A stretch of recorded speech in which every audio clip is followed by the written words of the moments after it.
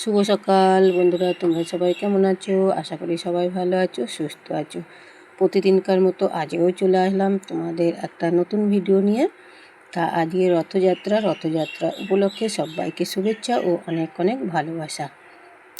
আমার পরিচয়টা দিদি, আমি সোমা ডেলি ব্লগ চ্যানেলে সবাইকে স্বাগত। দেশ ও দেশের বাইরে যে যেখান থেকে ভিডিও দেখছো তাদেরকে অসংখ্য ধন্যবাদ ও অনেক অনেক ভালোবাসা। এইভাবেই পাশে থেকো, সাপোর্ট করো। দেখো, ঘুম থেকে উঠেই আগে যা করে গ্রামগঞ্জের মহিলারা, তাই সেটাই আর করছি। মানে দূরে ছোঁচটা দিয়ে নিলাম, দিয়ে দেখো তোমাদের দাদাভাই চা খেয়ে চলে গেল মুরগি আনতে। দিয়ে আমার চাটা নিয়ে বসলাম। আমি খুব গরম চা খেতে পারি না, তাই একটু পরেই নিলাম। তা একটা বিস্কুট ছিল, নিয়ে নিলাম। আর কৌটোটায় কিছু বিস্কুটের গুঁড়ো ছিল, ঢেলে ফেলে দিলাম, কৌটোটা পরিষ্কার করে রেখে দিলাম। তা চলো চাটা নিয়ে খেয়ে নিই, তক্তায় বসবো, দিয়ে খাবো, দিয়ে তারপরে কাজে হাত দেবো। এখন অনেক কাজই পড়ে আছে, কোনো কাজ করা হয়নি। তাই দেখো এই ঘরে চলে আসলাম, এই ঘরটা ঝাড় দেবো আর ঘরটা মুছবো। তা ছেলে ঘুমোচ্ছিল, ডাকলাম, দরজাটা খুললো, তাই ঘরটা ঝাড় দেবো। তাই দেখো আমাদের নন্টেটা পুচকেটা এসছে, তোজো, দিয়ে আমাকে শেখাচ্ছে ঘর ঝাড় দিতে হয় কিন্তু। বলছে যে মা এইভাবে ঘর ঝাড় দেবে, এখানে ধরবে আর এখানে এইভাবে ঝাড় দেবে, ওই তাই শেখাচ্ছে। তা যাই হোক, ওখানে একটা ঝাড় দিয়ে নিল, দিয়ে এবার আমি ঘরটা ঝাড় দিয়ে নিচ্ছি।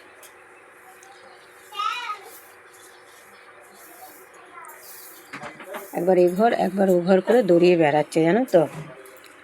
আমরা তো এদিকে থাকি না, ছেলেটাই থাকে ওইদিকে, বেশিরভাগ থাকি। যখনই আমি এই ঘরে আসি তখনই ও ছুটে আসবে, আমার কাছে আসবে, গল্প করবে, মানে এটা করবে।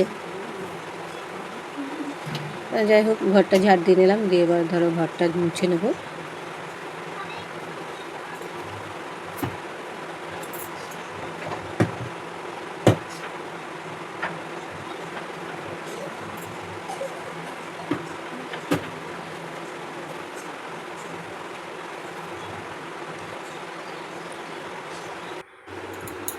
তার সমস্ত কাজ সেরে স্নান করে চলে এলাম ঠাকুর ঘরে, ঠাকুরটাকে পুজো দিয়ে নিলাম, দিয়ে একটু ধূপ দেখিয়ে নিচ্ছি বন্ধুরা।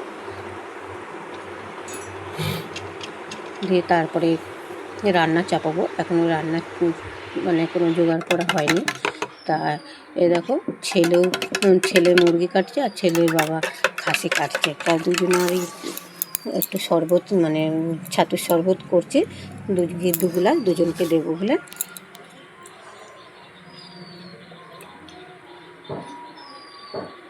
আমি আজকে আর খাবো না এখন ছাতুর শরবত, তার জন্য 2 গ্লাস করলাম। আমি যদি খেতাম আমি আর 1 গ্লাস করে নিতাম।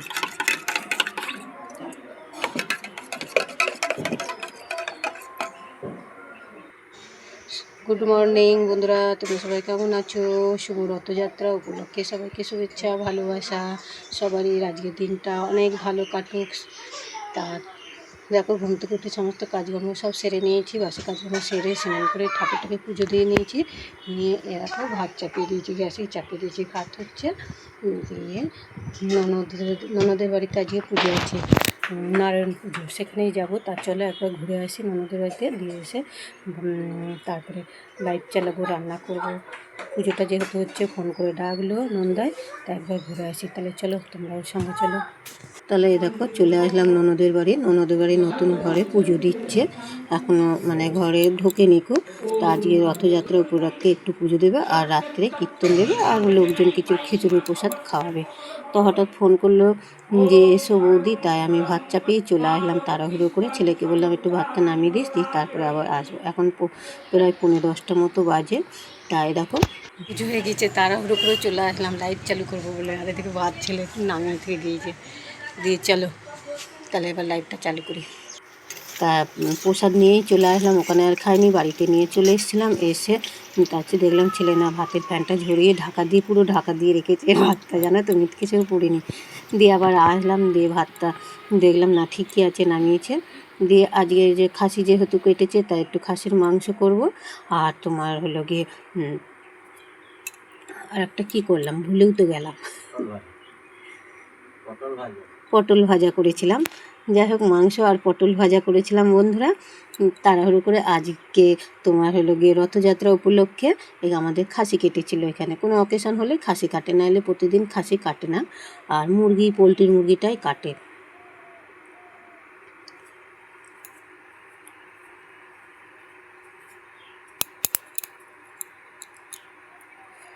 তা জিরে আদা লঙ্কা একসঙ্গে বাটনাটা মিক্সিতে বেটে নিয়েছি, আর পেঁয়াজটা কুচিয়ে এদের তেলে মানে কষে নিয়েছি, নিয়ে তারপরে মশলাটা দিয়ে ভালো করে কষিয়ে মাংসটা দিয়ে কষিয়ে নিলাম।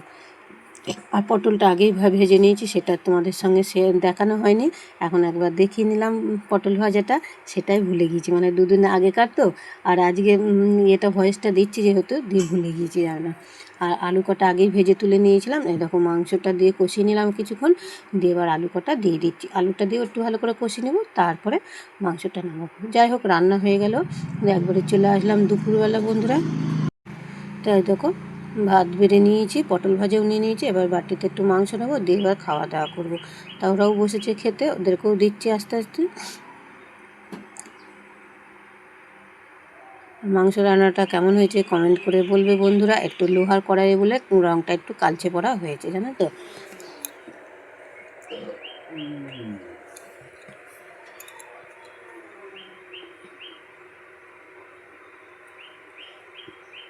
আর প্লেন খাবার আর কিচ্ছু করিনি, পটল ভাজা আর মাংস দিয়ে চলে আসলাম। এই দেখো বিকেলবেলা, একদম বিকেলবেলা আমাদের রাস্তা দিয়ে রথ নিয়ে যাচ্ছে টেনে, সেখানেই তোমাদের সঙ্গে একটু শেয়ার করলাম।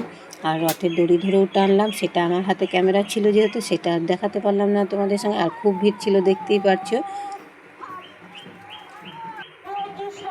আর দেখো সব মহিলারা সব নাচ করছে, কীর্তন গাইছে, নাচ করতে করতে সবাই যাচ্ছে।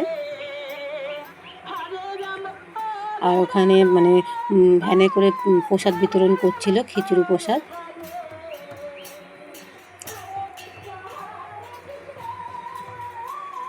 তা আমাদের এখানে রথ নিয়ে বেরোয়, এখানে মেলা বা কিছু হয় না, আলাদা কিছু বসে না।